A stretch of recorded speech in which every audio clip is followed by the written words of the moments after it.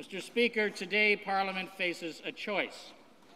It is a choice between stability and uncertainty.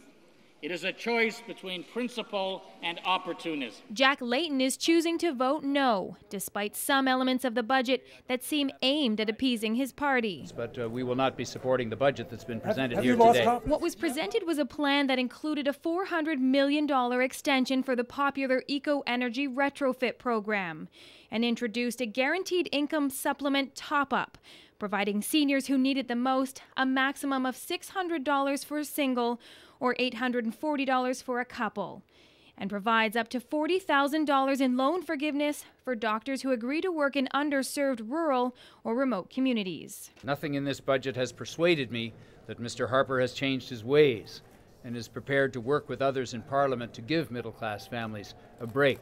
A lot of people are calling it a nickel and dime budget. Lots of low-cost goodies for specific groups. Some examples: a new children's art tax credit, giving families up to $75 back for each child. A family caregiver tax credit, which would mean up to $300 for Canadians taking care of sick loved ones.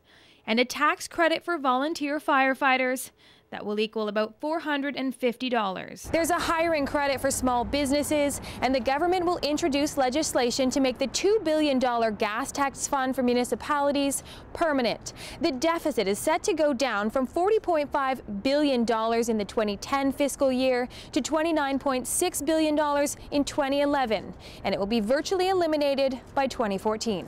What the budget doesn't have is a clawback of corporate tax cuts. Michael Ignatieff says he'll also vote against the plan. This is a tough budget to vote for. I mean, there is very little there that would stir the heart of a progressive Canadian.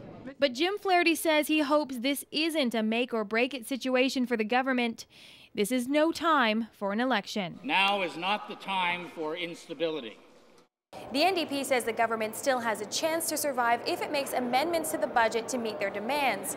But the government says they're not willing to entertain those amendments. So it seems the government will fall either on the budget vote or on a non-confidence vote brought forward by the Liberals on Friday. In Ottawa, Jennifer Madigan, A Morning.